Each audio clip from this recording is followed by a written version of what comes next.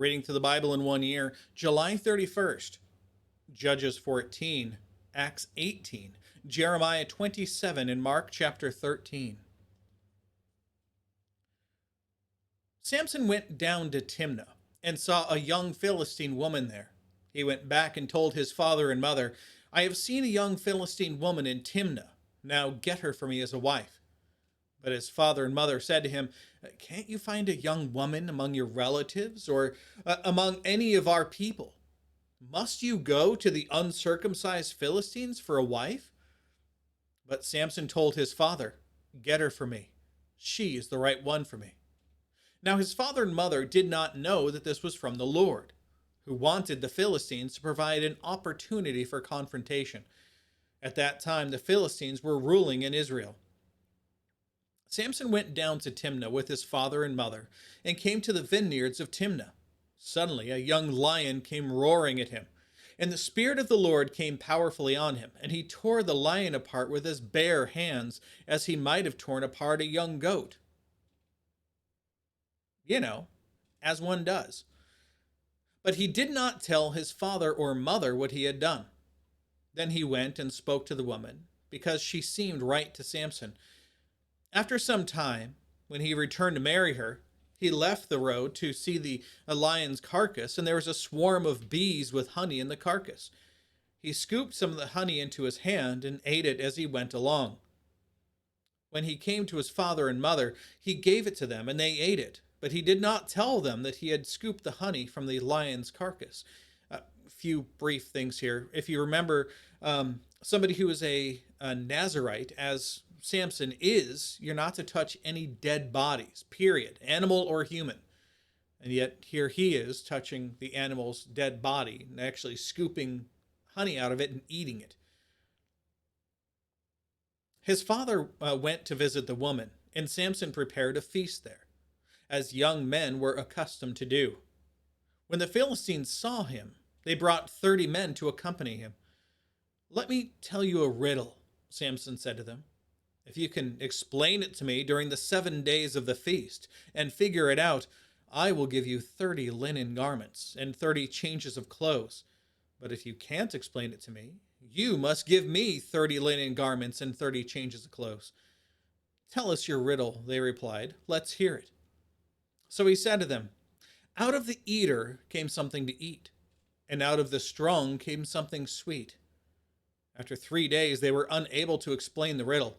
And on the 4th day, they said to Samson's wife, Persuade your husband to explain the riddle to us, or we will burn you and your father's family to death. Did you invite us here to rob us? Remember, clothing like this was very expensive. So it would have taken a lot of the wages of a regular person, as these people were, to pay for linen garments, much less a full change of clothes. So Samson's wife came to him and weeping and said, You hate me. You don't love me. You told my people the riddle, but you haven't explained it to me. Look, he said, I haven't even explained it to my father or my mother, so why should I explain it to you? And she wept the whole 7 days of the feast. And at last, on the 7th day, he explained it to her, because she had nagged him so much. Then she explained it to her people. On the 7th day, before sunset, the men of the city came to him and said, What is sweeter than honey, and what is stronger than a lion? So he said to them, If you hadn't plowed with my young cow, you wouldn't know my riddle now. The Spirit of the Lord came upon him, and he went down to Ashkelon and killed 30 of their own men. He stripped them and gave their clothes to those who had explained the riddle. In a rage, Samson returned to his father's house, and his wife was given to one of the young men who had accompanied him. And that is all the notes. Let's go ahead and move on to Acts 18. Acts 18. It's going to be one of those days.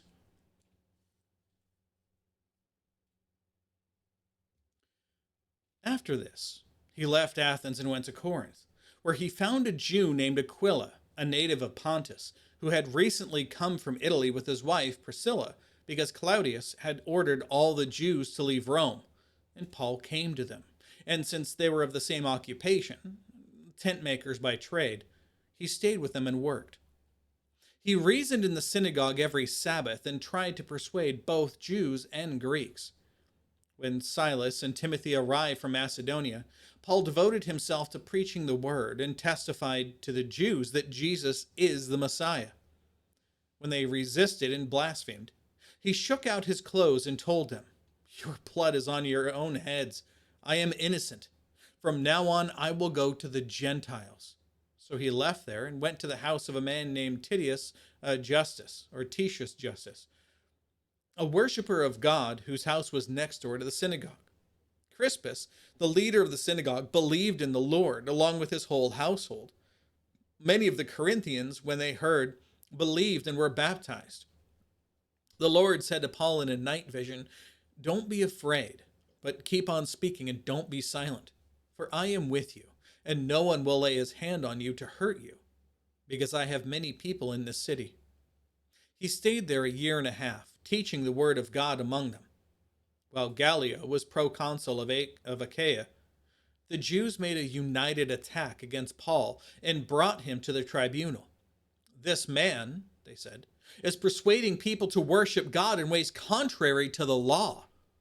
As Paul was about to open his mouth, Gallio said to the Jews, "If this were a matter of wrongdoing or a serious crime, it would be reasonable for me to put up with you Jews. But if these are questions about words and names and your own law, see to it yourselves. I refuse to be a judge over such things." So he drove them from the tribunal. They all seized Sosthenes, the leader of the synagogue, and beat him in front of the tribunal. But none of these things mattered to Gallio. After staying for some time, Paul said farewell to the brothers and sisters, and they sailed away to Syria, accompanied by Priscilla and Aquila. He shaved his head at Cenchreae because of a vow he had taken. It's typical at the end of a vow, especially a Nazirite vow, to shave your head at the end of it. When they reached Ephesus, he left them there, but he himself entered the synagogue and debated with the Jews, again, as was his custom.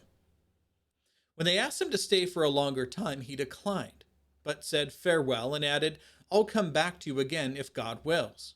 Then he set sail from Ephesus. On landing at Caesarea, he went up to Jerusalem and greeted the church, then went down to Antioch.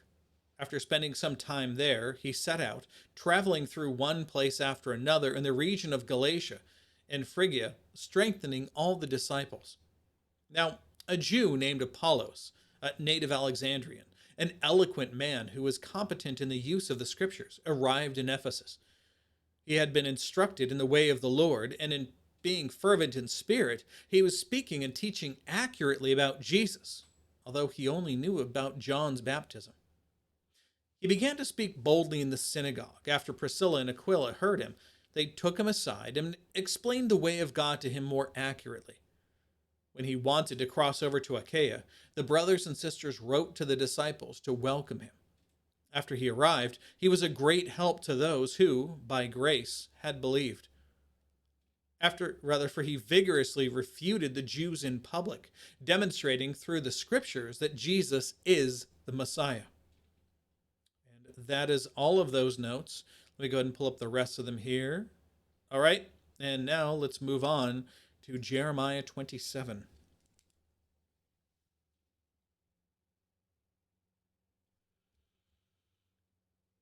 At the beginning of the reign of Zedekiah, son of Josiah, king of Judah, this word came to Jeremiah from the Lord. This is what the Lord said to me. Make chains and yoke bars for yourself and put them around your neck. Send word to the king of Edom, the king of Moab, the king of the Ammonites, the king of Tyre, and the king of Sidon through messengers who are coming to King Zedekiah of Judah in Jerusalem. Command them to go to their masters, saying, "This is what the Lord of hosts, the Lord of armies, the God of Israel says.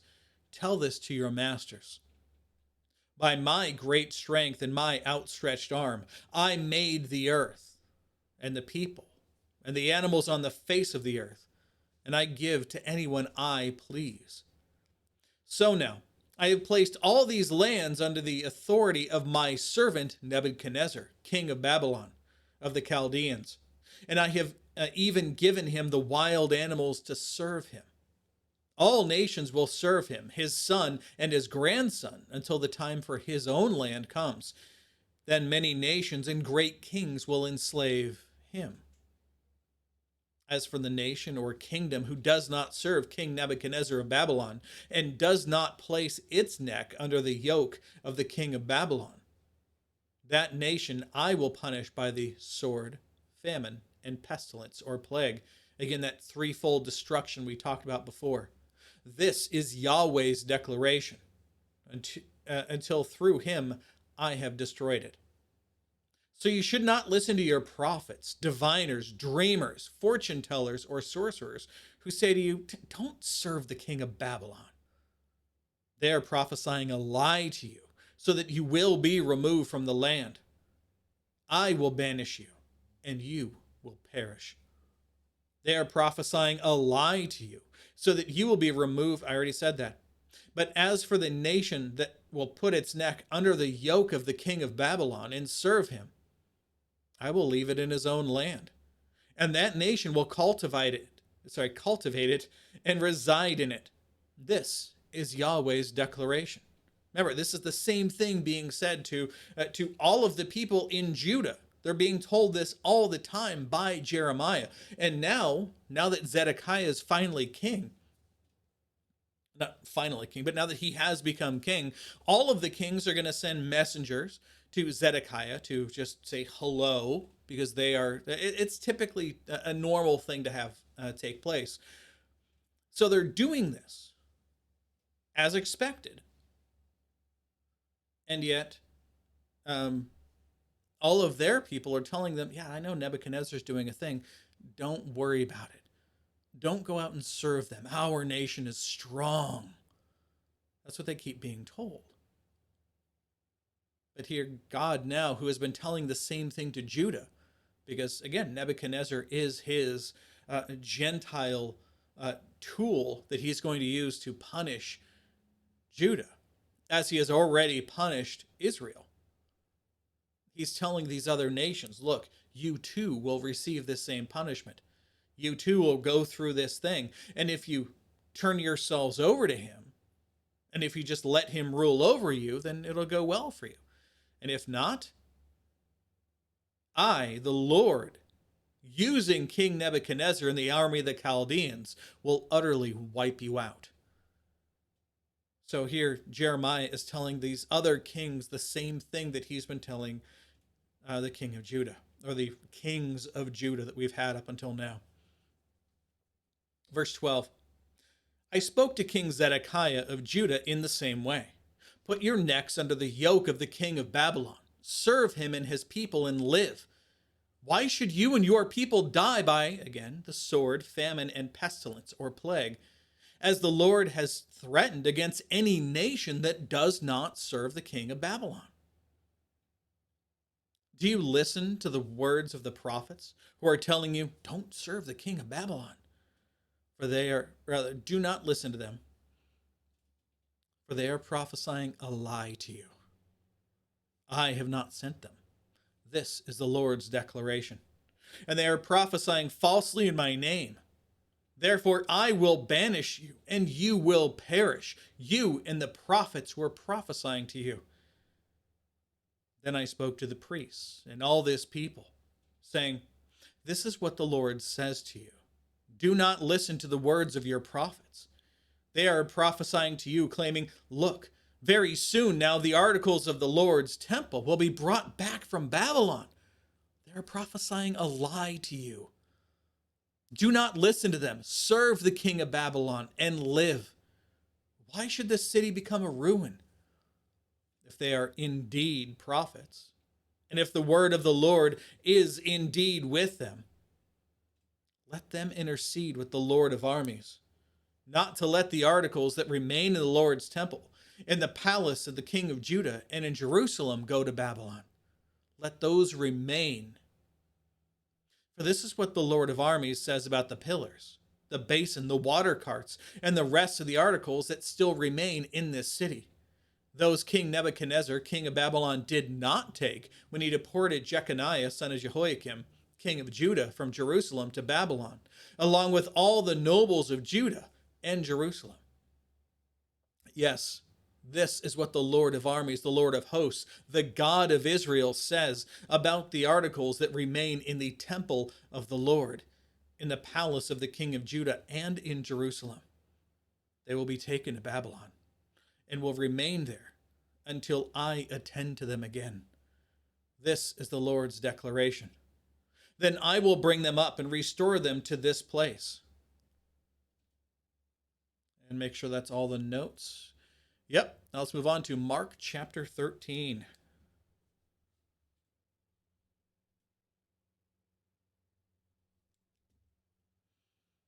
As Jesus was going out of the temple, one of his disciples said to him, Teacher, look at these buildings. Look at the massive stones and how impressive they are. And Jesus said to him, do you see these great buildings? Not one stone will be left upon another. All will be thrown down. You can go to Jerusalem today. You can go to the Wailing Wall, and you'll notice these giant stones on the ground. They're all stuck in the ground. Why? Because they were the same stones that Jesus was talking about. The temple itself was utterly destroyed, and it was razed, and all the giant stones that were used to build it were pushed off the ledge, and they still exist in the ground there today, as they were after the things that Jesus talks about here in 70 AD took place. Not that this is 70 AD, in 70 AD when it occurred. Verse 3. While he was sitting on the Mount of Olives, across from the temple, Peter, James, John, and Andrew asked him privately, Tell us, when will these things happen? And what will be the sign when all these things are about to be accomplished? Now, those are two separate questions. The first one, when will these things happen? And second, when will be the sign when all these things are about to be accomplished? What will be the sign of the end of the times? So Jesus told them, Watch out that no one deceives you. Many will come in my name, saying, I am he. And they will deceive many. When you hear of wars and rumors of wars, don't be alarmed. These things must take place, but it is not yet the end. For nation will rise up against nation, and kingdom against kingdom. And there will be earthquakes in various places, and famines. These are the beginnings of the birth pangs. But you, be on your guard. They will hand you over to local courts, and you will be flogged in the synagogues. You will stand before governors and kings because of me, as a witness to them. It is necessary that the gospel be preached to all nations. So, when they arrest you and hand you over, don't worry beforehand what you will say, but say whatever is given to you at that time, for it isn't you speaking, but the Holy Spirit speaking through you. Brother will betray brother to death, and a father his child. Children will rise up against parents and have them put to death. And you will be hated by all, by everyone, for my name's sake, because of my name. But the one who endures to the end will be saved. When you see the abomination of desolation, spoken about in Daniel chapter 9, verse 27, standing where it should not be, let the reader understand. Then those in Judea must flee to the mountains. A man on the housetop must not come down or go in to get anything out of his house. And a man in the field must not go back to get his coat. Woe to the pregnant women and those nursing mothers in those days. Pray it won't happen in winter, for those will be the days of tribulation, the kind that hasn't been from the beginning of creation until now and never will be again. If the Lord had not cut those days short, no one would be saved. But he cut those days short for the sake of his elect, those whom he had chosen. Then if anyone tells you, See, here is the Messiah, see there, do not believe it. For false messiahs and false prophets will arise and will perform signs and wonders to lead astray, if possible, the elect. And you must watch. I have told you everything in advance. But in those days, after that tribulation, the sun will be darkened, and the moon will not shed its light. The stars will be falling from the sky, and the powers in the heavens will be shaken. And they will see the Son of Man coming in clouds with great power and glory. He will send out the angels and gather his elect from the four winds, literally the four directions, showing the entire earth, from the ends of the earth to the ends of heaven. Learn this lesson from the fig tree. As soon as its branch becomes tender and sprouts leaves, you know that summer is near. In the same way, when you see these things happening, recognize that he is near, at the door. Truly, I tell you, this generation will not pass away until all these things take place. Heaven and earth will pass away, but my words will never pass away. Now, this generation line gets super confusing for people. I have a ton of notes here on the side. Go ahead and read them. Now, concerning that day or hour, no one knows, neither the angels in heaven nor the Son, but only the Father. Watch. Be alert, for you don't know when the time is coming. It is like a man on a journey who left his house, gave authority to his servants, gave each one to his work, and commanded the doorkeeper to be alert. Therefore, be alert, since you don't know when the master of the house is coming, whether in the evening or at midnight, or at the crowing of the rooster or early in the morning. Otherwise, when he comes suddenly, he might find you sleeping. And what I say to you, I say to everyone, be alert. Pulling up the rest of the notes here for you. Yep, there we go. All right, and that is all for today. So God willing, we'll be back tomorrow. Behold, the word of the Lord.